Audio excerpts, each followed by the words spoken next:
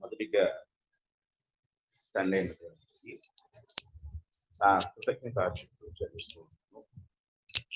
అలాగే వాక్యము వినుటకు శ్రద్ధగా ఎదురు చూస్తూ ఉన్న ప్రియ సహోదరి సహోదరులందరికీ కూడా నా హృదయపూర్వకమైన వందనములు తెలియజేస్తూ ఉన్నాను.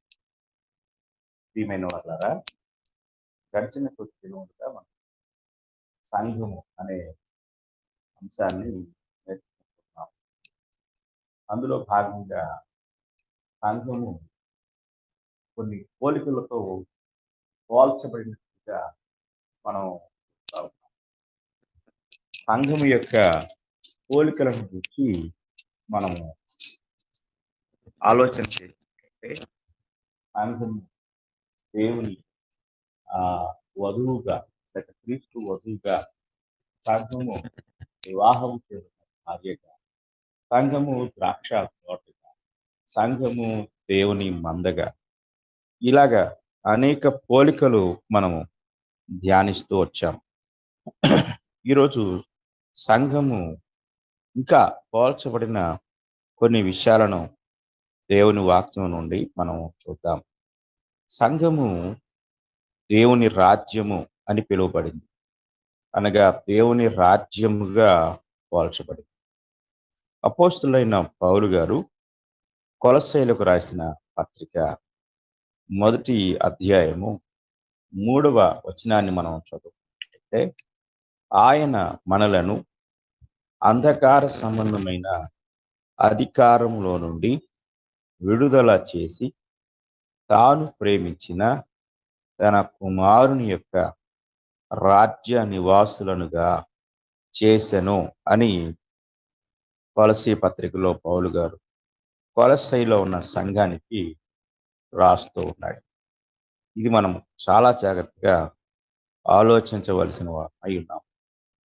అంటే సంఘము అనేక రూప చిత్రాలతో పోల్చబడింది. మనము దానియేలు ప్రవచనాన్ని చూసాం. అక్కడ దానియేలు ప్రవచనంలో సంఘము ఒక రానున్న చేతి సహాయం లేకుండా తీయబడిన రాయిగా పోల్చబడింది.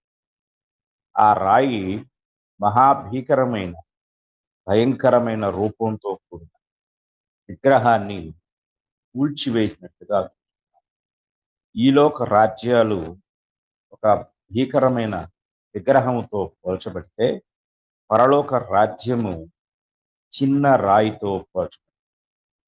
అంటే దేవుడు కొన్ని పోలికల ద్వారా, ఉపమానాల ద్వారా భవిష్యత్తులో జరగబోయే సంగతులను ముందుగానే తెలియచేయటం మనం చూసాం. అయితే రాజ్యము అనే విషయాన్ని గురించి మనం ఆలోచన చేసినట్లయితే సంఘము భౌతికమైన రాజ్యము కాదు అనే విషయాన్ని జాగ్రత్తగా మనం ఆలోచించవలసిన వారమై ఉన్నాం. భౌతికమైన రాజ్యము చాలా మంది రాజ్యం అనేది ఇంకా రాలేదు కాబట్టి ఆ రాజ్యం అనేది రాబోతుంది, ప్రభువారు మరలా భూమి మీద రాజ్యాన్ని స్థాపిస్తారు అని చాలా మంది ఆలోచన కలిగి ఉన్నారు, అలాగే బోధిస్తూ ఉన్నారు కూడా. ఎందుకంటే రాజ్యాన్ని వారు భౌతికంగా ఆలోచిస్తూ ఉన్నారు. ఇది జాగ్రత్తగా మనం గ్రహించాలి. ఈ ఆలోచన ఆనాటి ప్రభు అయిన యేసుక్రీస్తు వారి శిష్యులతో సహా ఆనాటి యూదులలో అనేక మందికి కూడా ఉంది. ఇది జాగ్రత్తగా మనం గ్రహించాలి. ఇప్పుడు మొదటిగా మనం గ్రహించవలసిన విషయం ఏంటంటే, సంఘము రాజ్యముతో పోల్చబడినప్పటికీ అది భౌతికమైన రాజ్యం కాదు అనే సంగతి మనం గ్రహించాలి. భౌతికమైన రాజ్యం కొరకు మెస్సియా వస్తాడని, మెస్సియా వచ్చి రాజ్య స్థాపన చేస్తాడు అని అనేక సంవత్సరాలుగా యూదులు ఎదురు చూస్తూ ఉన్నారు. యోహాను సువార్త 4వ అధ్యాయాన్ని మనం చదువుతున్నాం. యోహాను సువార్త 4వ అధ్యాయము మనము గమనించినట్లయితే అందులో యేసుక్రీస్తు వారు సమరయ స్త్రీతో మాట్లాడుతూ ఉంటాడు. సమరయ స్త్రీతో మాట్లాడుతూ వారు అనగా యూదులు ఎదురు చూస్తున్న సంగతి ఆ సమరయ స్త్రీ ప్రభుతో మాట్లాడుతుంది. 25వ వచనాన్ని మనం చదువుకుందాం. ఆ స్త్రీ ఆయనతో క్రీస్తనబడిన మెస్సియా వచ్చునని నేను ఎరుగుదును. ఆయన వచ్చినప్పుడు మాకు సమస్తమును తెలియచేయనని చెప్పగా, చూడండి, క్రీస్తనబడిన మెస్సియా వస్తాడు అని చెప్పి వాళ్ళు ఎదురు చూశారు.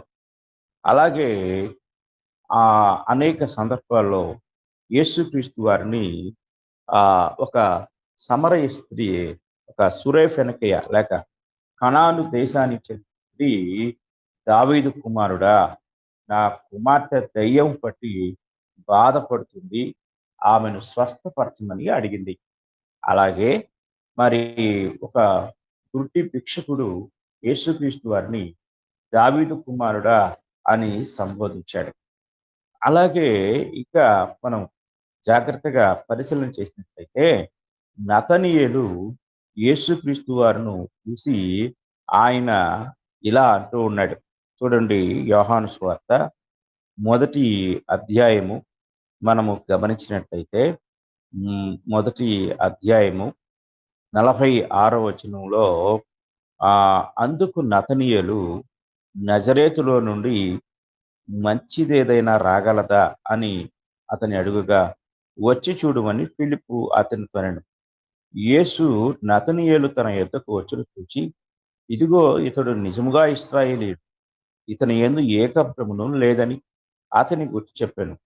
నన్ను నీవు ఎలాగు ఎరుగుదు అని నతనీయేలు ఆయన అడుగుగా, యేసు, ఫిలిప్పు నిన్ను పిలువక మునిపే నీవు అంజూరపు చెట్టు క్రింద ఉన్నప్పుడే నిన్ను చూచితినని అతనితో చెప్పాను. నతనీయేలు, బోధకుడా, నీవు దేవుని కుమారుడవు, ఇశ్రాయేలు రాజువు అని ఆయనకు ఉత్తరం ఇచ్చాను. అంటే నతనీయేలుతో సహా అనేక మంది ఇశ్రాయేలీలు ఒకనాటి దావీదు కాలపు రాజ్యాన్ని వారు కోరుకుంటూ ఉన్నారు. దావీదు కాలపు ఆ యొక్క పరిపాలనని కోరుకుంటూ ఉన్నారు. ప్రస్తుతం అయితే వారు బానిసత్వం కింద ఉన్నారు. రోమియుల బానిసత్వం నుండి విడిపించి దావీదు కాలము నాటి స్వర్ణ యుగాన్ని తీసుకువస్తాడు ఆ మెస్సియా. ఆ మెస్సియా రాక కోసము వారు ఎదురు చూస్తూ ఉన్నారు. ఇది మనం చాలా జాగ్రత్తగా గ్రహించవలసిన వారమై ఉన్నాం. ఆ తర్వాత అపోస్తుల కార్యముల గ్రంథము మొదటి అధ్యాయము 6వ వచనాన్ని మనము జాగ్రత్తగా చదువుకున్నట్టయితే, ప్రభువారు పరలోకమునకు ఆరోహణమై వెళ్తూ తన శిష్యులకు ఆయన ఇలా ఆజ్ఞాపిస్తారు. మీరు యెరూషలేమును విడిచిపెట్టి వెళ్ళొద్దు. అలాగే నా వలన విన్న తండ్రి యొక్క వాగ్దానం కోసం కనిపెట్టండి అని చెప్పేసి ఆయన పరలోకానికి ఆరోహణమై వెళ్ళిపోతాడు. అదే సమయంలో ఆయన వెళ్ళకముందే శిష్యులు ఆయనతో ఇలా అంటారు. 6వ వచనం చదువుకుందాం. అపోస్తుల కార్యములు మొదటి అధ్యాయం 6వ వచనం.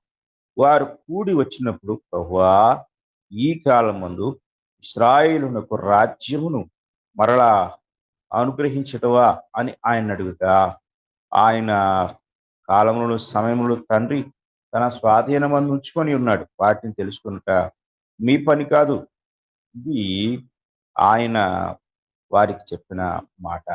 అంటే ఇంకా వారు ఎదురు చూస్తున్నారు. దేనికోసం అంటే భౌతికమైన రాజ్యం కోసం. ఇది చాలా జాగ్రత్తగా గ్రహించాలి. కారణం, ప్రభువు ఆయన రాజుగా తను తాను చెప్పుకున్నాడు. అది వారిలో ఒకంత ఆశ కలిగించింది.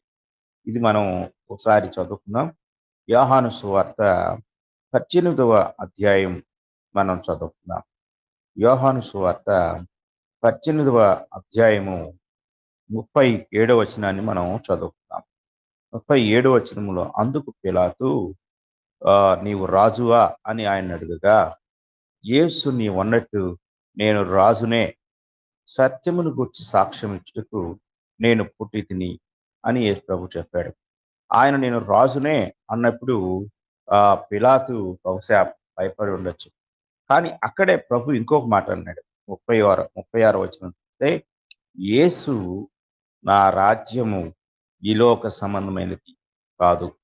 నా రాజ్యము ఈ లోక సంబంధమైనదైతే నేను యూదులకు అప్పగింపబడకున్నట్లు నా సేవకులు పోరాడుదురు గాని నా రాజ్యము ఇహ సంబంధమైనది కాదనెను. కనుక యేసుక్రీస్తు వారు ఈ భూమి మీద రాజ్యాన్ని స్థాపించడానికి వచ్చిన రాజు. ఆయన ఒక రాజు. ఆయన ఒక రాజ్యాన్ని స్థాపిస్తారు. రాజ్య పరిపాలన జరిగిస్తారు. ఇవన్నీ కూడా ఆయన రాజ్యానికి సంబంధించినవిగా ఉన్నాయి. అయితే వాళ్ళందరూ కూడా పిలాతు మొదట ఉలిక్కిపడ్డాడు. ఎందుకంటే ఈయన రాజైతే నా అధికారం పోతుందేమో, నా రాజరికం పోతుందేమో, కనుక ఏదో ఒక రోజు ప్రభుత్వంలో తిరుగుబాటు ఏర్పడుతుందేమో అని భయపడిపోయాడు. కానీ ప్రభు అన్నాడు, నువ్వేం కంగారు పడక్కర్లేదు. నా రాజ్యం ఏ సంబంధమైనది కాదు. ఈనాటికి కూడా చాలా మంది క్రైస్తవులు ఇహ సంబంధమైన రాజుగా యేసును చూస్తూ ఉన్నారు. అంత మాత్రమే కాదు, ఇహ సంబంధమైన రాజ్యం ఈ భూమి మీద స్థాపించబడుతుంది అని వారు బోధిస్తున్నారు, చెప్తూ ఉన్నారు. ఇది చాలా దురదృష్టకరమైన సంగతి అయి ఉన్నది. అక్కడ దానికి ఆధారంగా వారు ఒక విషయాన్ని లేక ఒక వచనాన్ని వారు చూస్తూ ఉంటారు. ఆ వచనాన్ని మనము జాగ్రత్తగా పరిశీలించినట్లయితే క్రొత్త నిబంధనలో ఈనాడు ఒక ఒక అద్భుతమైన విషయంగాను, ఒక ఆసక్తికరమైన విషయంగాను బోధించబడుతున్న ఒక గొప్ప టాపిక్ ఏమిటి అనేది మనము చాలా జాగ్రత్తగా పరిశీలన చేసినట్లయితే, వెయ్యేండ్ల పరిపాలన అనే ఒక బోధ జాగ్రత్తగా మనం పరిశీలన చేసినట్లయితే, ఈరోజు చాలా మంది కూడా ఈ యొక్క వెయ్యేండ్ల పరిపాలన అనే విషయాన్ని గురించి మాట్లాడుతూ ఉన్నారు.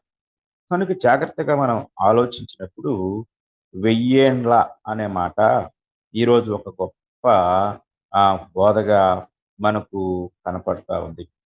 కనుక వెయ్యి అనే వెయ్యేండ్ల పరిపాలన అనే విషయాన్ని వారు భౌతిక రాజ్యానికి ముడిపెట్టి, భౌతిక రాజ్యంలో యేసుక్రీస్తు వారు 1000 సంవత్సరాలు పరిపాలన చేస్తారు. అది కూడా భూమి మీద పరిపాలన చేస్తారు అనేది వారి యొక్క ఉద్దేశమై ఉన్నది.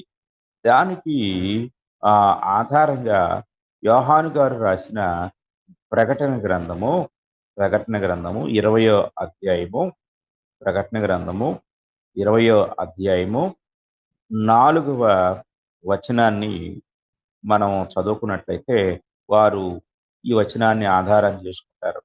అంతటా సింహాసనములను చూచితిని, వాటి మీద ఆసీనులై ఉండు వారికి విమర్శ చేయుటకు అధికారము ఇవ్వబడెను. మరియు క్రూర మృగమునికైనను దాని ప్రతిమకైనను నమస్కారము చేయక, తమ నొసల యందు గాని చేతుల యందు గాని దాని ముద్ర వేయించు కొనని వారిని యేసు విషయమై తామిచ్చిన సాక్ష్యము నిమిత్తమును దేవుని వాక్యము నిమిత్తమును శిరచ్ఛేదనము చేయబడిన వారి ఆత్మలను చూచితిని. వారు బ్రతికిన వారై 1000 సంవత్సరములు క్రీస్తుతో కూడా రాజ్యము చేసిరి. ఇక్కడ మనం గ్రహించినట్లయితే 1000 సంవత్సరములు అనే ఆ మాట ఇక్కడ కనపడతా ఉంది. కనుక 1000 సంవత్సరములు క్రీస్తుతో కూడా రాజ్యం చేశారు అంటే, మన ప్రభువు పరలోకం నుండి మరలా ఆయన తన రెండవ రాకడలో భూమి మీదకి వస్తారు. వచ్చి ఆయన భూమి మీద రాజ్య స్థాపన చేస్తారు. రాజ్య స్థాపన చేసి ఆ రాజ్యంలో ఆయన మరి పరిపాలన చేస్తాడు. అప్పుడే పాత నిబంధనలో మెస్సియాని గురించిన ప్రవచనాలు నెరవేరుతాయి అని చాలా మంది అనుకుంటూ ఉన్నారు. అయితే ఇక్కడ మనకు ఒక ప్రశ్న ఎదురవుతుంది. ఏమిటి అంటే ఈ విషయాన్ని నమ్మేవారు ఎప్పుడు ఇది జరుగుతుంది అంటే క్రీస్తు ప్రభు యొక్క రెండవ రాకడ తర్వాత అని చెప్పేది. అయితే క్రీస్తు ప్రభు యొక్క రెండవ రాకడ సమయంలో ఏం జరుగుతుంది అనేది మనము జాగ్రత్తగా ఆలోచన చేసినట్లయితే అపోస్తులైన పేతురు గారు అపోస్తులైన పేతురు రాసిన పత్రిక రెండవ పత్రిక మనం చదువుకున్నట్లయితే రెండవ పత్రిక 3వ అధ్యాయము 9వ వచనం నుండి మనం ఇలాగా చదువుకుందాం. కొందరు ఆలస్యమని ఎంచుకున్నట్లు ప్రభు తన వాగ్దానమును గురించి ఆలస్యము చేయువాడు కాడు గాని ఎవడునూ నశింపులని ఇచ్చేయక అందరూ మారు మనసు పొందవలని కోర్చు మీ ఎడల దీర్ఘశాంతి గలవాడై ఉన్నాడు.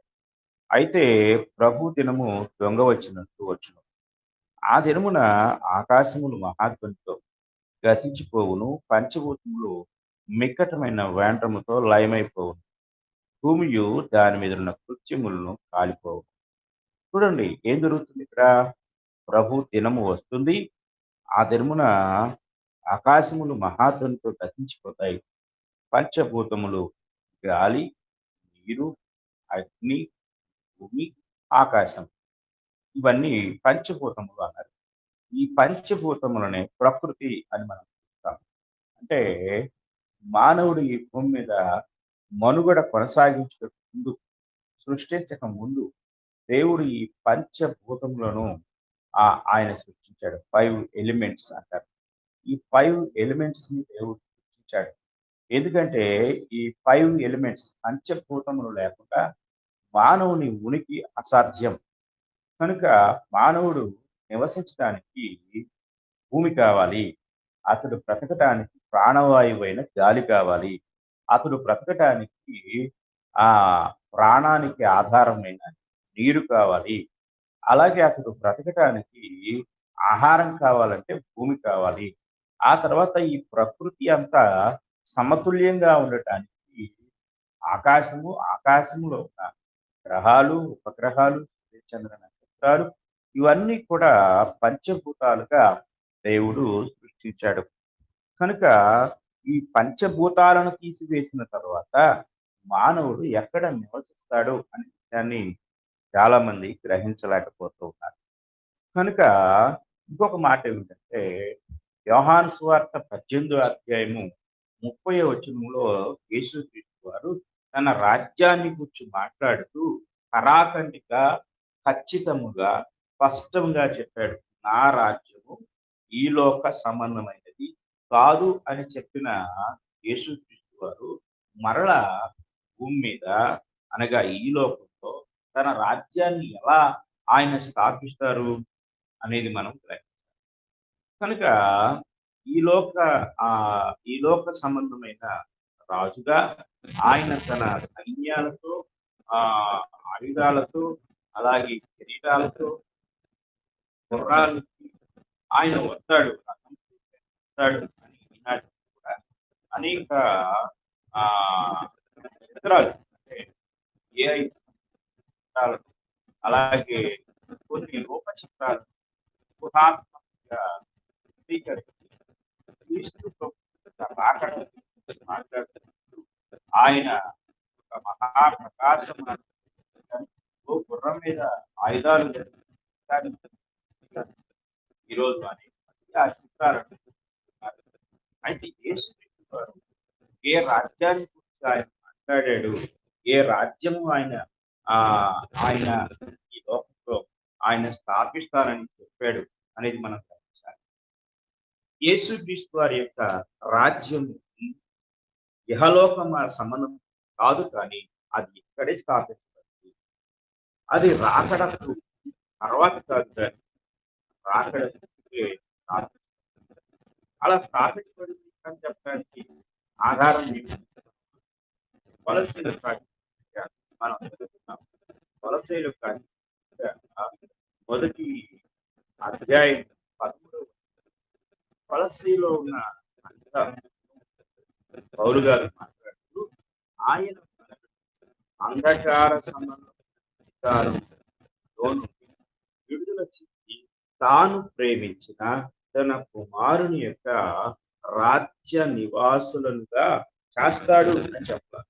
చేస్తాడు అంటే భవిష్యత్తులో అని, కానీ చేసెను అంటే ఇది ఏమి చెప్తుంది అంటే గడిచిపోయిన దాన్ని చెప్తుంది. అంటే భూతకాలాన్ని అంటే గతించిన కాలాన్ని చెప్తుంది. ఆయన భవిష్యత్ కాలాన్ని చెప్పడం లేదు. ఆయన మాటల్లో భవిష్యత్ కాలానికి సంబంధించిన పని లేదు. కనుక యేసుక్రీస్తు వారు ఏదో జరిగిపోయినట్టుగా చెప్తున్నాడు. అవును, అది జరిగిపోయింది. ఆయన తన యొక్క రాజ్యాన్ని ఆయన స్థాపించినట్టుగా మనం చూస్తూ ఉన్నాం. అలాగే మనం ప్రకటన గ్రంథానికి కూడా వెళ్దాం. ప్రకటన గ్రంథాన్ని మనం చదువుకున్నట్లయితే యోహాను గారు ప్రకటన గ్రంథంలో ఒక అద్భుతమైన విషయాన్ని ఆయన తెలియజేస్తూ ఉంటాడు. 5వ అధ్యాయం మనం గమనిస్తే 5వ అధ్యాయంలో ఒక ఆ దర్శనంలో యోహాను గారి దర్శనంలో ఒక 7 ముద్రలతో గ్రంథం ఆయనకి కనపడుతుంది. ఆ గ్రంథాన్ని విప్పాలని, దాన్ని చదవాలని ఆశపడతారు. కానీ ఎవరు కూడా దాన్ని తీయలేకపోతారు. మనం జాగ్రత్తగా గ్రహించవలసిన బాధ్యత. అయితే ఆయన ఆ యొక్క గ్రంథాన్ని ఆ గ్రంథానికి విప్పటానికి ఆయనే దానికి తగినవాడు అనే విషయాన్ని ఆ ఆ యొక్క దర్శనంలో 24 పెద్దలు యోహాను గారితో మాట్లాడారు. చూడండి 9వ వచనం చదువుతున్నాం. 5వ అధ్యాయం 9వ వచనం. ఆ పెద్దలు నీవు ఆ గ్రంథము తీసుకొని దాని ముద్రలను యోగ్యుడవు, నీవు వర్ధింపబడిన వాడిపై నీ రక్తం ప్రతి వంశం ఆయా భాషలు మాట్లాడు వారిలోను ప్రతి ప్రజలోను ప్రతి జనములోను దేవుని కొరకు మనుషులను కొని నా దేవునికి వారిని ఒక రాజ్యముగాను యాజకులను గాను చేసింది. కనుక వారు భూలోకముందు క్రొత్త పాట. కనుక ఈ విషయాన్ని జాగ్రత్తగా మనం ఆలోచించాలి. మా దేవునికి వారిని ఒక రాజ్యముగాను యాజకులను గాను. కనుక ఇక్కడ ఒక విషయాన్ని మనం ఆలోచించాలి. చేసిద్వి మా దేవునికి వారిని ఒక రాజ్యముగాను యాజకులుగాను చేసిద్వి అయిపోయింది. అక్కడ ఆ పరిస్థితుల్లో ఆయన మనలను అంధకార తన కుమారుని యొక్క రాజ్యద్వాసంగా చేశాను. ఆయన చేశాడు అని పౌలు గారు చేసి అని పెద్దలు చెప్తా ఉన్నారు. కనుక ఈ విషయాలు మనం జాగ్రత్తగా పరిశీలించాలంటే యేసుక్రీస్తు వారు ఈ మీద రాజ్యాన్ని ఆయన స్థాపించారు. ఆయన రాజ్యాన్ని స్థాపించడానికి ముందుగానే నేను ఆ రాజ్యాన్ని స్థాపిస్తాను అని ఆయన ప్రకటన చేసినట్టుగా మనం జాగ్రత్తగా గ్రహించవలసిన మార్కు సువార్త 9వ అధ్యాయం 1వ వచనాన్ని మనం మార్కు సువార్త 9వ అధ్యాయం 1వ వచనాన్ని మరియు ఆయన ఇక్కడ నిలిచిన వారిలో కొందరు దేవుని రాజ్యం బలముతో వచ్చుట చూచి వరకు మరణము చూడరని నిశ్చయముగా మీతో చెప్తున్నాను. దేవుని రాజ్యము బలంతో వస్తుంది. దేవుని రాజ్యము శక్తితో వస్తుంది. ఆ శక్తితో వచ్చే రాజ్యం, ఆ బలంతో వచ్చే రాజ్యము చూడక మునుపు మీరు ఇక్కడ నుంచి వారు చనిపోరు, మరణాన్ని పొందరు అనే విషయాన్ని అక్కడ యేసుక్రీస్తు వారు అప్పుడున్న వారితో ఎంతో స్పష్టంగా మనము గమనిస్తాం. అలాగే లూకాసు వార్త 9వ అధ్యాయం 27వ వచనాన్ని కూడా మనం ఇక్కడ నిలుచున్న వారితో కొందరు దేవుని రాజ్యమును చూచి వరకు మరణము రుచి చూడరని నేను మీతో నిజంగా చెప్పుతున్నాను. కనుక లూకా గారు కూడా ఈ విషయాన్ని ప్రస్తావించారు. అంటే యేసుక్రీస్తు వారు ఆయన దీని మీద రాజ్య స్థాపన ఆయన చేస్తాడు. అలాగే ఆయన రాజ్య స్థాపన చేసిన తర్వాత ఏం జరిగిందంటే హెబ్రీ పత్రిక 2 అధ్యాయం 9వ వచనాన్ని మనం చదువుకున్నట్లయితే అక్కడ ఇలా కనపడుతుంది. దేవుని కృప వలన ఆయన ప్రతి మనుషుని కొరకు మరణము అనుభవించినట్లు దూతల కంటే కొంచెం తక్కువవాడుగా చేయబడిన యేసు మరణము పొందినందున మహాప్రభావములతో కిరీటము ధరించిన వానిగా ఆయన మరణము జయించిన తరువాత, మరణము నుండి లేచిన తరువాత యేసుక్రీస్తు వారు ఎలా ఉన్నాడంటే మహిమా ప్రభావంతో కిరీటము ధరించారు. కిరీటము ఎవరికి ధరింప చేస్తారంటే జయించిన వారు. ఎవరు జయించేది రాజు. ఇక్కడ మనం ఆలోచిస్తూ ఈ యొక్క ఆ మాట మనం ఆలోచిస్తే ప్రకటన గ్రంథంలో యోహాను దర్శనంలో తెల్లని గుర్రాన్ని ఒక వ్యక్తి వస్తూ ఉంటాడు. ఆ వ్యక్తి అతడు జయించుటకు కానీ యేసుక్రీస్తు వారు జయించిన రాజయ్యం. ఆయన దేనిని జయించాడు అనేది మనం చాలా జాగ్రత్తగా పరిశీలించుకుంటే ఆయన మరణాన్ని జయించిన ఒక విజేత, మరణాన్ని జయించిన జయశాలి, మరణాన్ని జయించిన రాజు, పాపాన్ని జయించిన ఒక జయశాలి, అలాగే లోకాన్ని జయించిన జయశాలి. అంత మాత్రమే కాదు, లోక రాజ్యాలను తన రాజ్యాన్ని స్థాపించిన మహారాజు. కాబట్టి ఆయన రాజు అనే విషయాన్ని మనం చాలా జాగ్రత్తగా గ్రహించవలసి కనుక మనం ఆలోచించే యోహాను రాసిన ప్రకటన 1వ అధ్యాయం ఈ విషయాన్ని మనం తెలియజేస్తుంది. చూడండి, ఈ విషయాన్ని మనం ఆలోచిస్తే యోహాను రాసిన ప్రకటన 1వ అధ్యాయం మనము మొదటి అధ్యాయంలో యోహాను గారు ఇలా రాస్తూ ఉంటాడు. 6వ వచనం. 6వ వచనాన్ని మనం అంటే మనల్ని ప్రేమిస్తూ తన రక్తం మన పాపము మనల్ని విడిపించిన వారికి మహిమయు ప్రభావమును యుగయుగంతో కలుగును గాక. ఆమేన్. ఆయన మనలను మన తండ్రి ఒక రాజ్యం యాజకులు చేసెను. చేస్తాడు అని చెప్పలేదు. ఒక రాజ్యంగా యాజకులుగా మనల్ని చేస్తాడు. చాలా జాగ్రత్త. ఎందుకు ఇక్కడ ఎక్కడైనా సరే కొన్ని సందర్భాల్లో రాజు యాజకుడు అనే పదాలు పక్కనే వస్తాయి. ఎందుకంటే ఇది యూదులకు అర్థమయ్యే భాష. ఎందుకంటే యూదా రాజ్యము యాజక సంబంధమైన రాజ్యం. అందులో ఇద్దరికి ప్రాధాన్యత.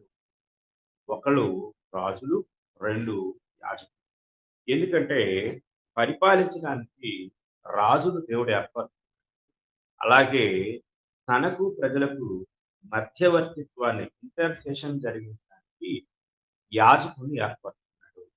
కనుక రాజు లేకపోయినా కొన్నిసార్లు రాజ్యం కొంతకాలం అలాగ రాజు లేని రాజ్యంగా ఉందేమో, కానీ యాజకుడు లేని రాజ్యాన్ని దేవుడు అసలు ఎందుకంటే రాజు తన అవిధేయత వలన అధికారాన్ని పోగొట్టుకున్న సందర్భాలు ఉన్నాయి. రాజుల చరిత్రలో ఒక రాజుకి రాజు మధ్య కొంత గ్యాప్ వచ్చింది, కానీ యాజకుడు నిరంతరం ఉన్నాడు. ఇక గ్రహించాలి, రాజు మనుషులు మాత్రమే పరిపాలించేవాడు, కానీ యాజకుడు దేవునికి ప్రజలకు మధ్య అనుసంధానకర్త. కనుక నిరంతరము దేవుని ఆరాధించేవాడు యాజకుడు. కనుక మనుషులు తమ అపరాధముల కొరకు ప్రజల కొరకు వారు యాజకుని దగ్గరకు నిత్యము వెళ్తూ ఉండేవారు. అలాగే ఇశ్రాయేలుకు దేవుడిచ్చిన ఆరాధన నిత్య ఆరాధన, నిరంతరము కూడా దేవుడు ఆరాధించబడటానికి ఆయన తన ఆ యొక్క యాజక సంబంధమైన సిస్టమ్ ఆయన ఇశ్రాయేలులో ఏర్పాటు చేశాడు. కనుక ప్రపంచంలో ఏ దేశానికి లేని ఒక వ్యవస్థ ఏమిటంటే ఆ రాజు, యాజకుడు కలిగిన వ్యవస్థ. అందుకే ఆయన మనలను ఒక రాజ్యముగాను, యాజకులుగాను చేసెను అనే మాట కనపడుతుంది. అలాగే ప్రకటన గ్రంథం 1వ అధ్యాయం 9వ వచనాన్ని కూడా మనం చూసినట్లయితే, మీ సహోదరుడు యేసుని యేసును బట్టి కలుగు శ్రమలోను, రాజ్యములోను, సహనములోను పాలివాను యోహాను నేను. అంటే ఒకటి, నేను మీ సహోదరుని. రెండవది, యేసుని పట్టు కలుగు శ్రమలో నేను పాలివాణ్ణి, రాజ్యములో నేను పాలివాణ్ణి, సహనములో నేను పాలివాణ్ణి. అంటే ఆల్రెడీ నేను ఆయన శ్రమలో ఉన్నాను, శ్రమ పెట్టబడుతున్నాను, శ్రమను నేను పంచుకున్నాను. రెండవది, సహనాన్ని పంచుకున్నాను, అలాగే రాజ్యాన్ని కూడా పంచుకున్నాను. అంటే ఈ యొక్క గ్రంథాన్ని చదువుతున్న ప్రతి ఒక్కరు కూడా ఏమి గ్రహించాలంటే, గ్రంథకర్త అయిన యోహాను శ్రమలో మాత్రమే పాలివాడు కాదు కానీ క్రీస్తు రాజ్యంలో ఆయన పాలివాడుగా ఉన్నాడు. ఆయన ఆ రాజ్య వారసుడిగా లేక రాజ్య పౌరుడిగా ఉన్నాడు అనే సత్యాన్ని మనము గ్రహించాలని శ్రమలోను, సహనములోను అని చెప్తూ రాజ్యములో కూడా అనే విషయాన్ని ఆయన తెలియజేస్తూ ఉన్నాడు. కనుక యోహాను ఆల్రెడీ రాజ్యంలో ఉన్నాడు. అంత మాత్రమే కాదు, కొలసీలు రాజ్యంలో ఉన్నారు. అలాగే క్రీస్తు రక్తముతో విడిపించబడిన ప్రతి ఒక్కరూ కూడా రాజ్యంలో ఉన్నారు. ఆ రాజ్యానికి రాజు మన ప్రభు. మనం అందరము కూడా ఆ రాజ్యంలో ఉన్నాం. అది కంటికి కనిపించే రాజ్యము కాదు, ఆ రాజ్యమే క్రీస్తు ప్రభువు ఆ స్థాపించిన సంఘము. ఆయన దాన్ని రాజ్యము అని పిలిచాడు. ఎందుకు ఆయన రాజ్యము అని పిలవలసిన అవసరత ఏర్పడిందంటే, రాజ్యము యూదాలో స్థాపించబడాలి, రాజ్యము యూదుల మధ్య స్థాపించబడాలి. ఎందుకు అనేది మనం ఆలోచించినట్లయితే, మనము కొన్ని ప్రవచనాలు చూసాం. ఆ ప్రవచనాలు యెషయా గ్రంథం 2వ అధ్యాయం 2వ వచనము, మీకా గ్రంథం 4వ అధ్యాయము. ఈ ఈ అధ్యాయంలో అంత్య దినముల యందు యెహోవా మందిర పర్వతముల కంటే ఎత్తుగా ఎత్తబడి కొండల కంటే ఎత్తుగా ఎత్తబడుతుంది అంటే, ప్రవాహము వచ్చినట్లు సమస్త అన్యజనులు దానిలోనికి వచ్చెదరు అని చెప్పేసి ఆ ప్రవచనాలు చెప్తూ ఉన్నాయి. కనుక ప్రవచన నెరవేర్పు ప్రకారము క్రీస్తు రాజ్య స్థాపన యెరూషలేములోనే జరగాలి. ఈరోజు చాలా మంది ఈస్టర్ హడావుడిలో ఉన్నారు కదా. ఈ సందర్భంలో యేసుక్రీస్తు వారు యెరూషలేము ప్రవేశం జరిగిస్తారు. యెరూషలేము ప్రవేశంలో ఆయన ఎలా ప్రవేశిస్తాడు అనేది మనము చాలా జాగ్రత్తగా ఆలోచించినట్లయితే, ఆయన గాడిద మీద ఆయన ఆ యొక్క యెరూషలేములో ప్రవేశించిన సంఘటన మనము జాగ్రత్తగా చూడగలం. కనుక ఆయన యెరూషలేము ప్రవేశంలో ఎందుకు ఆయన గాడిద మీద ప్రవేశించాలంటే, యూదులకు రాజుగా రాబోయేవాడు ఏం కావాలి అంటే గాడిద మీద ఎక్కి రావాలి. ఇది యూదుల యొక్క ఆనవాయితీ. ఇది జాగ్రత్తగా మనం గ్రహించవలసిన వారమై ఉన్నాము. మొదటి రాజుల గ్రంథము 1వ అధ్యాయము 33వ వచనాన్ని మనం చదువుకున్నాం. మొదటి రాజుల గ్రంథము 31వ అధ్యాయం 33వ వచనం. అంతటా రాజు, మీరు మీ ఏలిన వాడనైన నా సేవకులను పిలుచుకొని పోయి నా కుమారుడైన సొలొమోనును నా కంచెర గాడిద మీద ఎక్కించి గీహోనుకు తీసుకొని పోయి అంటాడు. అంటే అక్కడ చూడండి, 38వ వచనం చదువుకుందాం. కాబట్టి యాజకుడైన సాదోకును, ప్రవక్త అయిన నాతానును, యెహోయాదా కుమారుడైన బెనాయాయును, కెరేతీయులను, పెలేతీయులను రాజైన దావీదు కంచెర గాడిద మీద సొలొమోనును ఎక్కించి గీహోనుకు తీసుకొని రాగా. 44వ వచనం. రాజు యాజకుడైన సాదోకును, ప్రవక్త అయిన నాతానును, యెహోయాదా కుమారుడైన బెనాయానును, కెరేతీయులను పెలేతీయులను అతనితో కూడా పంపగా వారు రాజు కంచెరగాడిద మీద అతన్ని ఊరేగించిరి. చాలా జాగ్రత్తగా గ్రహించాలి. అంటే ఇశ్రాయేలులో రాజయ్యేవాడు ముందు గాడిద మీద యెరూషలేములోనికి ప్రవేశించి సింహాసనాన్ని ఎక్కాలి. ఇది ఆ యూదులకున్న ఆనవాయితీ. కనుక ఆ యొక్క విధానములోనే యేసుక్రీస్తు వారు గాడిద మీదకెక్కి యెరూషలేములో ప్రవేశించినట్లుగా మనము చూడగలం. మత్తయి సువార్త 21వ అధ్యాయం 2వ వచనాన్ని మనం చదువుకున్నట్లయితే అక్కడ ఈ మాట కనపడుతుంది.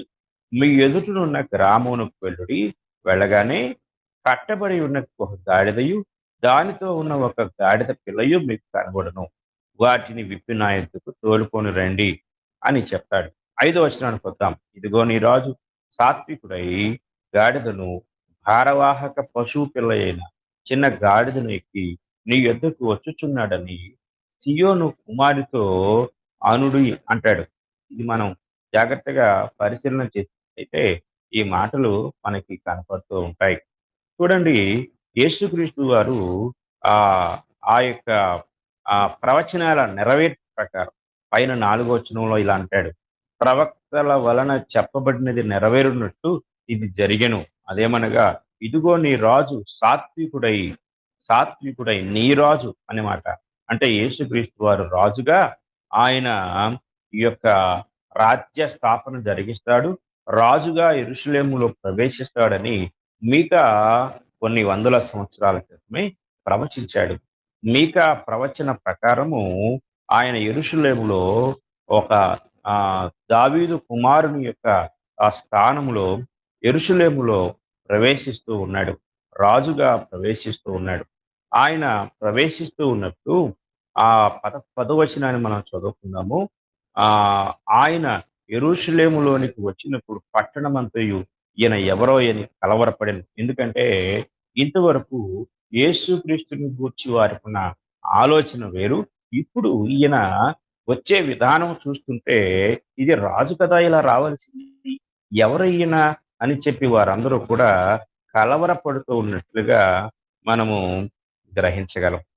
కనుక దేవుని వాక్యాన్ని మనం పరిశీలన చేసినట్లయితే యేసుక్రీస్తు వారు రాజుగా, రాజులకు రాజుగా ఆయన ఆ ఈ యొక్క యెరూషలేము ప్రవేశాన్ని చేశాడు. అంటే ఆయన రాజు అన్న సంగతిని వారికి ఆయన స్పష్టపరుస్తూ ఉన్నాడు. ఇది మనం గ్రహించాలి. కనుక యేసుక్రీస్తు వారు రాజు ఆయన భూమి మీద ఉన్నప్పుడే ప్రవచన నెరవేర్పుని జరిగించిన వాడుగా మనం చూడగలం. ఆ తర్వాత నేను రాజ్యాన్ని స్థాపిస్తానని ఆయన ప్రవచించినట్లుగా మనం చూడగలం. అలాగే ఆయన రాజ్యాన్ని స్థాపించినట్లుగా పౌలు ఇతర అపోస్తలులు కూడా చెప్పినట్లుగా మనం చూడగలం. అంటే క్రీస్తు రాజ్యాన్ని స్థాపిస్తాను అన్నాడు. అపోస్తలులు రాజ్యం స్థాపించబడింది, అందులో మనం ఉన్నాము అని చెప్పారు. అంటే ఈ భూమి మీదనే రాజ్య స్థాపన జరిగింది, కానీ అది భౌతికమైన రాజ్యం కాదు. అది ఆత్మ సంబంధమైన రాజ్యము. ఆ ఆత్మ సంబంధమైన రాజ్యము యొక్క విస్తరణ మనం గమనించినట్లయితే చేతి సహాయము లేకుండా తీయబడిన రాయి సర్వభూతలమంతా మహాపర్వతము అయిపోయింది. అందుకే యేసుక్రీస్తు వారు తన యొక్క శిష్యులతో వారు మాట్లాడిన మాటకి ఇలా సమాధానం ఇచ్చారు. అపోస్తుల కార్యముల గ్రంథము 1వ అధ్యాయము 6వ వచనం నుండి మనం చదువుకుందాం మరొకసారి. కాబట్టి వారు కూడి వచ్చినప్పుడు, ప్రభువా, ఈ కాలమందు ఇశ్రాయేలునకు రాజ్యమును మరలా అనుగ్రహించదవా అని ఆయనను అడుగగా, ఆయన కాలములను సమయములను తండ్రి తన స్వాధీనమందుంచుకొని ఉన్నాడు, వాటిని తెలుసుకునట మీ పని కాదు అని చెప్పి, అయినను పరిశుద్ధాత్మ మీ మీదికి వచ్చినప్పుడు మీరు శక్తి నొందెదరు గనుక మీరు యెరూషలేములోను యూదయ సమరయ దేశములయందంతటను భూ దిగంతముల వరకును నాకు సాక్షులయ్యుందురని వారితో చెప్పెను. యేసుక్రీస్తు వారు వారిని భౌతిక రాజ్యానికి సంబంధించిన ఆలోచన నుండి బయటికి తీసుకొస్తూనే వారితో ఇలా అంటున్నాడు. మీరు శక్తిని పొందుతారు. యెరూషలేము నుండి మీరు ప్రారంభించి యెరూషలేము, యోదయలో ఉన్న యెరూషలేము, యోదయ అవతల ఉన్న సమరయ, ఇంకా ఆహ్, మిగిలిన ప్రాంతం ఎంతవరకంటే భూమి యొక్క అంచుల వరకు ఈ రాజ్య వార్తను మీరు తీసుకొని వెళ్ళిపోతారు అని చెప్పారు. బహుశా అది చెప్పినప్పుడు వారికి అర్థమైందో కాలేదో మనకు తెలియదు కానీ, యేసుక్రీస్తు వారు రాజ్య వార్తను వారికి అప్పగించాడు. సర్వ సృష్టికి వెళ్ళి సర్వ సృష్టికి సువార్త ప్రకటించండి. రాజు, రాజ్య వార్త ఇవన్నీ కూడా మనకు కనపడతాయి. మూడో వచనాన్ని మనం చూస్తే, ఆయన శ్రమ పడిన తరువాత 40 దినముల వరకు వారికి అగపడుచు దేవుని రాజ్య విషయములను గూర్చి బోధించుచు అన్నాడు. యేసుక్రీస్తు వారు ఆయన ప్రారంభించినప్పుడే, అంటే సువార్త ప్రారంభించినప్పుడే రాజ్య వార్తను ఆయన ప్రకటించాడు. అంటే ఆయన ప్రకటించిన వార్తే రాజ్య వార్త. మత్తయి సువార్త 4వ అధ్యాయము మనము 17వ వచనాన్ని చదువుకున్నట్టయితే అక్కడ ఇలా కనపడుతుంది. మత్తయి సువార్త 4వ అధ్యాయం 17వ వచనము, అప్పటి నుండి యేసు పరలోక రాజ్యము సమీపించి ఉన్నది గనుక మారు మనసు పొందుడని చెప్పుచు ప్రకటింప మొదలుపెట్టాను. పరలోక రాజ్యము, అలాగే దేవుని రాజ్యము అనే 2 పర్యాయ పదాలతో క్రొత్త నిబంధన అంతటిలో దేవుని రాజ్యము, అలాగే క్రీస్తు రాజ్యము అనే ఆ పేర్లతో ఆ రాజ్యము పిలువబడింది. క్రీస్తు ప్రభు మరణానికి ముందు ఆ రాజ్యము ఆ ఆ ప్రవచన రూపంలో ఉంది. అలాగే సమీపంగా ఉంది. క్రీస్తు ప్రభు యొక్క మరణం తరువాత భూమి మీద ఆ రాజ్యము స్థాపించబడింది. మార్కు సువార్త 7వ అధ్యాయం 1వ వచనం ప్రకారము ఆ రాజ్యము బలంతో వస్తుంది. అది మీరు చూస్తారు. మీరు చూడకుండా చనిపోరు. నేను నిశ్చయంగా చెప్తున్నాను అని ప్రభువారు మార్కు సువార్త 9వ అధ్యాయం 1వ వచనంలో చెప్పాడు. ఈ యొక్క వచనాల అన్నిటి యొక్క నెరవేర్పుగా అపోస్తుల కార్యం 2వ అధ్యాయం 1వ వచనాన్ని మనం చూడగలం. అపోస్తుల కార్యం 2వ అధ్యాయం 1వ వచనంలో, పెంతెకొస్తు పండుగ దినం వచ్చినప్పుడు అందరూ ఒక చోట కూడి ఉండిరి. అప్పుడు వేగముగా వీచు బలమైన గాలి వంటి ఒక ధ్వని ఆకాశము నుండి అకస్మాత్తుగా వారు కూర్చుండి ఉన్న ఇల్లంతయు నిన్ను రాజ్యము శక్తితో వస్తుంది అని చెప్పారు యేసుక్రీస్తు వారు. బలముతో వస్తుంది అని చెప్పారు యేసుక్రీస్తు వారు. కనుక బలమైన గాలి వంటి ఒక ధ్వని అనగా ఇక్కడ పరిశుద్ధాత్ముడు బలమైన ఆ వేగముగా వీచే గాలిలాగా ఒక పెద్ద శబ్దం, ఆ శబ్దము ఆ యెరూషలేము పట్టణమంతా వినపడిన శబ్దము. అది చిన్న శబ్దం కాదు. చూడండి 6వ వచనాన్ని మనం చదువుకుందాం. ఈ శబ్దము కలుగగా జనులు గుంపులుగా కూడి వచ్చి అంటారు. అంటే ఈ శబ్దము ఎంత మందికి వినపడిందంటే యెరూషలేము అంతా మోగిపోయింది. యెరూషలేము పట్టణం అంతా కూడా ఏంటి శబ్దం, ఎక్కడి నుండి వచ్చింది అని చెప్పేసి వారంతా ఆశ్చర్యచకితులై బయటికి వచ్చేశారు. ఇది మనం జాగ్రత్తగా గ్రహించాలి. ఆ తర్వాత విషయాన్ని మనం ఆలోచన చేసినట్లయితే ఆ రాజ్యము శక్తితో వచ్చినట్లుగా మనం చూడగలం. పరిశుద్ధాత్ముడు శక్తితో వారి మీద రాలినప్పుడు వారు అన్య భాషలతో రాజ్య సువార్తను ప్రకటించారు. రాజ్య సువార్తను విన్న యూదులు ఆ రాజ్య సువార్తను వారు విని ఇలా స్పందించారు. 37వ వచనం, 2వ అధ్యాయం 37వ వచనం, సహోదరులారా, వారు ఈ మాట మీ హృదయంలో నొచ్చుకొని, సహోదరులారా మేమేమి చేతుమని పేతురును కడమ అపోస్తులను అడుగగా, పేతురు, మీరు మారు మనసు పొంది పాప క్షమాపణ నిమిత్తము ప్రతివాడు యేసుక్రీస్తు నామమున బాప్తిస్మం పొందుడి, అప్పుడు మీరు పరిశుద్ధాత్మ అను వరం పొందుడు. ఈ వాగ్దానం మీకును మీ పిల్లలకును దూరస్తులకందరికీ అనగా ప్రభువైన మన దేవుడు తన ఎత్తుకు పిలిచిన వారికి అందరికీ చెందునని వారితో చెప్పాను. ఇంకను అనేక విధములైన మాటలతో సాక్ష్యం ఇచ్చి వీరు మూర్ఖులకు ఈ తరము వారికి వేరే రక్షణ పొందుడని వారిని హెచ్చరించారు. కాబట్టి అతని వాక్యము అంగీకరించిన వారు బాప్తిస్మము పొందిరి. ఆ దినమందు ఇంచుమించు 3,000 మంది చేర్చబడిరి. వీరు రాజ్యములో చేర్చబడ్డారు, రాజ్య పౌరులయ్యారు. రాజ్య పనివారు అపోస్తలులు, రాజ్యానికి రాజు క్రీస్తు ప్రభువు. రాజ్యపు వార్త సువార్త. రాజ్య ప్రవేశము రక్షణ ద్వారా దేవుడు అనుగ్రహించాడు. రాజ్యములోనికి చేర్చుకునేవాడు రాజే. 47వ వచనం చూడండి. ఆనందంతోనూ నిష్కపటమైన హృదయంతోనూ ఆహారం పుచ్చుకొనుచుండిరి, మరియు ప్రభువు రక్షణ పొందుచున్న వారిని అనుదినము వారితో చేర్చుచుండెను. కనుక ఆయన రాజుగా ఉండి తన రాజ్యములోనికి ఆయనే చేర్చుకుంటూ ఉన్నాడు. కనుక ప్రియమైన వాళ్ళారా, ఈ మాటలు మనము చాలా జాగ్రత్తగా పరిశీలించినట్లయితే రాజ్యము అనేది ఈ భూమి మీద క్రీస్తు స్థాపించిన ఆత్మ సంబంధమైన రాజ్యము అనే సత్యాన్ని మనము చాలా జాగ్రత్తగా గ్రహించవలసిన వారమై ఉన్నాము. కనుక ఈరోజు మనం ధ్యానించే ఆ భాగాన్ని మనం పరిశీలించినప్పుడు క్రీస్తు సంఘము, క్రీస్తు యొక్క రాజ్యము అది ప్రవచనాల్లో ప్రవచించబడింది, క్రీస్తు ప్రభు ద్వారా నెరవేర్చబడింది, క్రీస్తు ప్రభు స్థాపించాడు. ఎవరైతే క్రీస్తు నందు బాప్తిస్మం పొందుతారో క్రీస్తు యొక్క రాజ్యంలోనికి ఆయన చేర్చుకుంటాడు. క్రీస్తులోనికి, ఆయన రాజ్యములో మనము బాప్తిస్మం పొందాలి. ఆయన రాజ్యములోనికి మనం బాప్తిస్మం పొందడం ద్వారా ఆయన రాజ్యములోనికి ప్రభువే చేర్చుకుంటాడు.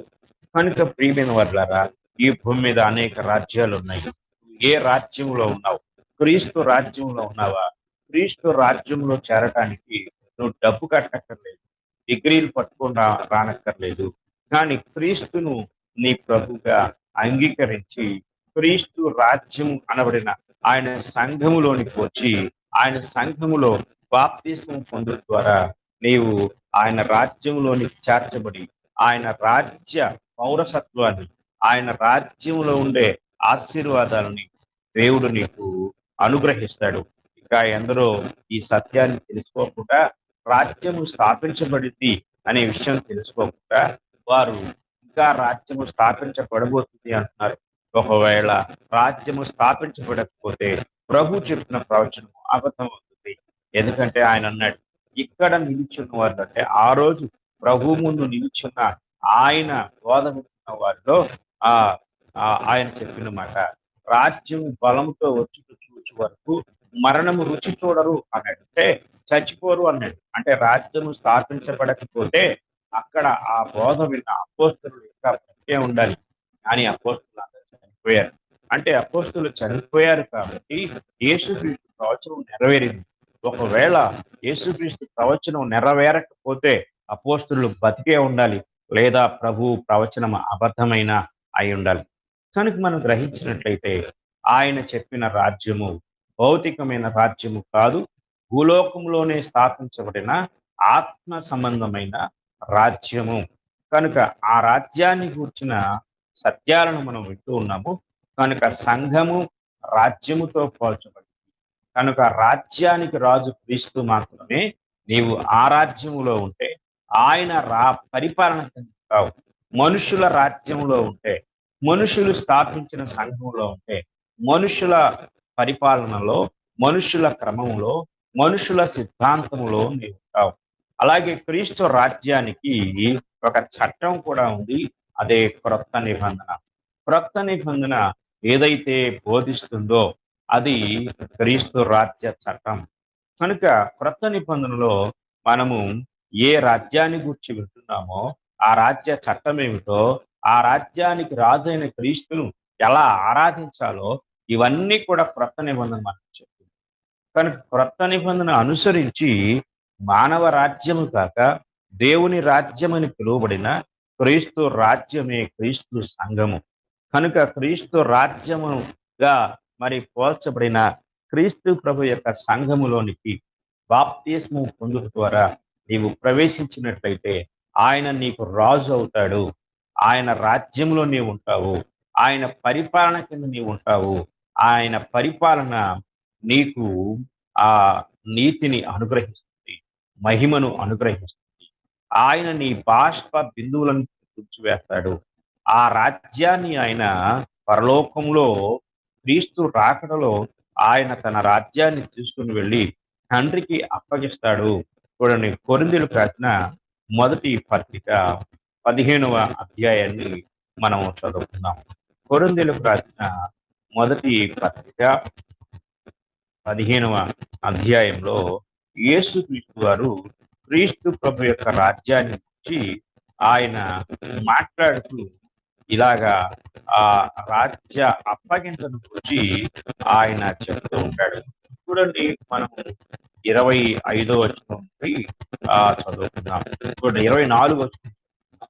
అటు తరువాత ఆయన సమస్తమైన ఆధిపత్యము, సమస్తమైన అధికారమును, బలమును కొట్టివేసి తన తండ్రి అయిన దేవునికి రాజ్యము అప్పగించును. ఇప్పుడు పరిపాలిస్తున్న ఈ రాజ్యాన్ని ఆ కుమారుడు తన యొక్క తండ్రికి అప్పగిస్తాడు. అప్పుడు అంతము వచ్చును. కనుక తన శత్రువులందరినీ తన పాదముల క్రింద ఉచ్చు వరకు ఆయన రాజ్య పరిపాలన చేయుచుండవలెను. కనుక ఆయన శత్రువులందరినీ ఆయన తన పాదముల క్రింద ఉంచే వరకు క్రీస్తు రాజ్య పరిపాలన చేస్తూ ఉంటాడు. ఆయన రాజ్య పరిపాలన జరిగిస్తాడు.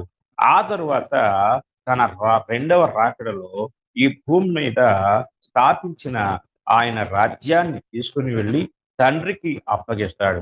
ఆ తరువాత అంతం వస్తుంది అనే విషయాన్ని ఇక్కడ పౌలు గారు చెప్తూ ఉన్నాడు. కనుక మనం అంతా రాజ్యంలో ఉన్నాము. క్రీస్తు సంఘమే క్రీస్తు రాజ్యం. ప్రియ సహోదరి, ప్రియ సహోదరుడా, మనుషులు కల్పించిన రాజ్యాలు లేక సంఘాలు క్రీస్తు రాజ్యము కాదు. నీవు క్రీస్తు రాజ్యంలోనికి రావాలనుకుంటే ఒకటే మార్గము, క్రీస్తు సంఘంలో నీవు వాక్యాన్ని విని విశ్వసించి మారు మనసు పొంది ఆ యొక్క రాజ్యంలో లేక సంఘంలో బాప్తిస్మము పొందుట ద్వారా నీవు క్రీస్తు రాజ్య వారసురాలిగా అవుతావు. ఇది క్రీస్తునందు దేవుడు నీకు లేక మనందరికీ అనుగ్రహించిన మహాభాగ్యం.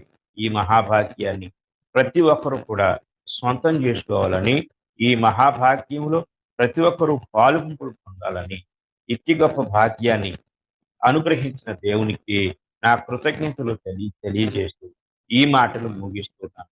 అందరికీ వందనములు.